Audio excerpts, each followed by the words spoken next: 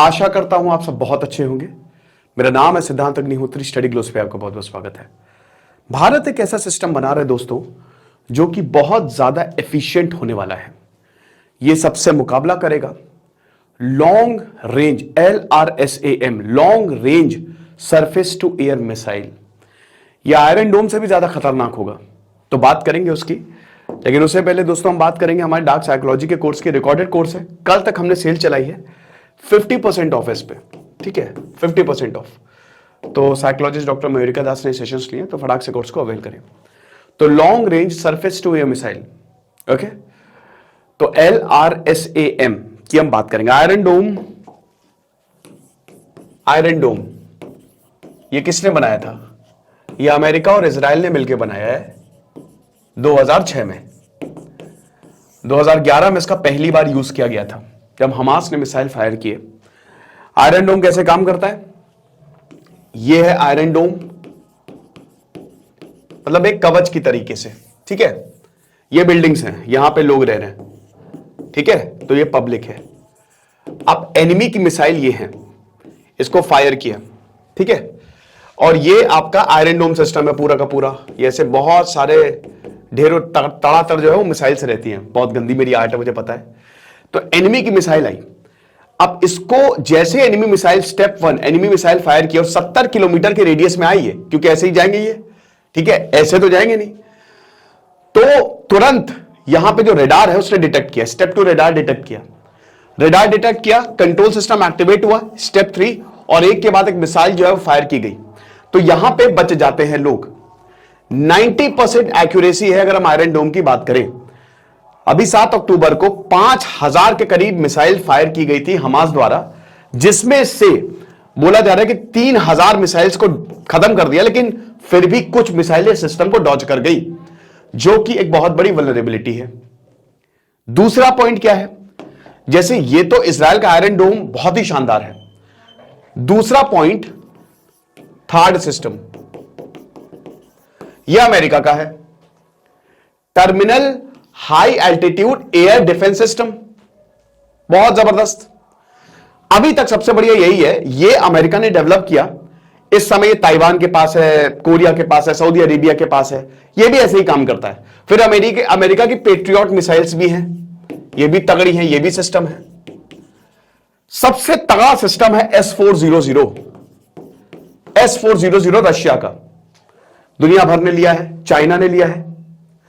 भारत ने 2018 में 2018 में एग्रीमेंट साइन किया था व्लादिमीर पुतिन के साथ। भारत को 5 S400 मिलने थे, अभी तक 3 मिल चुके हैं, 2 डीले हो गए हैं क्योंकि रशिया यूक्रेन वॉर चल रहा है। जो 3 मिले हैं वो नॉर्थ वेस्ट में है। इसमें मैंने पूरा S400 पे भी लेक्चर भी किया था। एक नॉर्थ वेस्ट में और एक नॉर्थ ईस्ट में, यानी कि एक पाकिस्तान को टैकल करने के लिए, एक चाइना को टैकल करने के लिए, और दुनिया का सबसे बेहतरीन सिस्टम यह माना गया है। हालांकि इसमें भी वल्नरेबिलिटी है, क्योंकि जब तक आप किसी को टेस्ट नहीं करेंगे मजा नहीं आएगा। तो क्रीमिया, भाई देखो यहां पे भी आपने S400 रखा था, बट यूक्रेन ने जब अभी हमला किया तो यह उतना इफेक्टिव नहीं रहा, समझ रहे हो? तो भारत में अभी 2 आने हैं।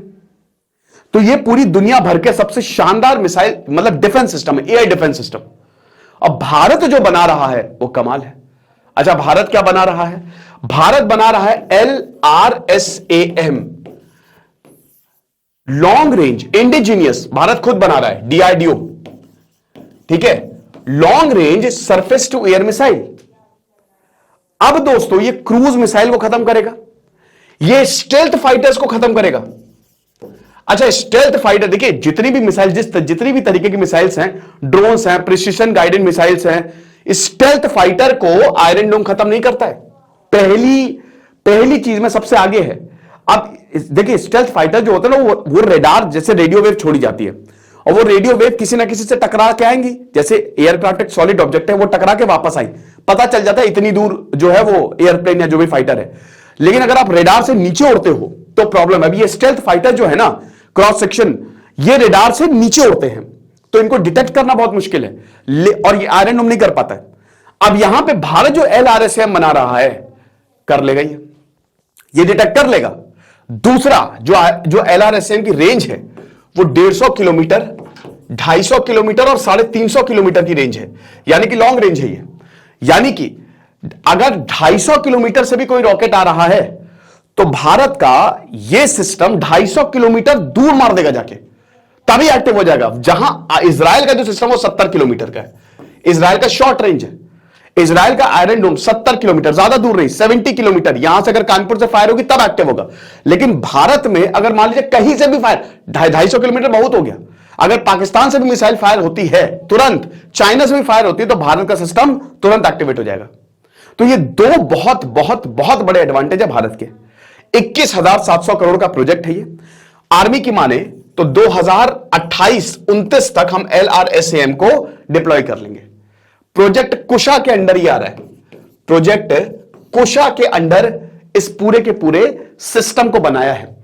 किसी भी, देखिए याद रखिए कि कोई भी प्रोजेक्ट होता है, या अगर जैसे एयर डिफेंस सिस्टम है, उसमें क्या होता है, कंट्रोल पार्ट, ठीक है, कंट्रोल इक्विपमेंट होता है, रडार सिस्टम होता है, फायरिंग पार्ट होता है, ठीक है ना। तो इस तीनों को बहुत बढ़िया तरीके से सिंक्रोनाइज किया जा रहा है ताकि हम अपने दुश्मनों को मुंह तोड़ जवाब दे सके। तो भारत अपनी डिफेंस टेक्नोलॉजी बढ़ाता जा रहा है, जो कि हमारे लिए बहुत बड़ी खुशखबरी है। और अगर LRSAM सक्सेस हुआ, जो कि होगा ही, क्योंकि बाकी देखिए थर्ड को छोड़ के बहुत ज्यादा air defence system, in fact S400 भी बहुत ज्यादा सक्सेसफुल नहीं है क्योंकि उसको चेक नहीं किया। हालांकि ऐसा भी नहीं कह सकते क्योंकि भारत ने तभी लिए, है ना। बट अगर हम LRSAM लॉन्च कर देते हैं, आयरन डोम की भी 90% एक्यूरेसी नहीं है, तो ये बाकी देश भी खरीदेंगे। तो भारत, जैसे आपको पता ही कि भारत की जो मिसाइल्स हैं वो फिलीपींस खरीद रहा है। साउथ ईस्ट एशियन देश जो है भारत की मिसाइलें खरीद रहे हैं। और अमेरिका कैसे इतना अमीर बना, हथियार बेच बेच के। तो भारत का ये डिफेंस सिस्टम बहुत बढ़िया काम करेगा क्योंकि इसके फिर दूसरे देश खरीदेंगे, स्पेशली छोटे छोटे देश, और हो सकता है बड़े देश भी। तो देखेंगे आगे आने वाला समय बहुत ही गोल्डन पीरियड है इंडियन डिफेंस के लिए। बाकी आप हमारे कोर्स को जरूर अवेल करें, आपका भी गोल्डन पीरियड शुरू हो जाएगा। Thank you so much.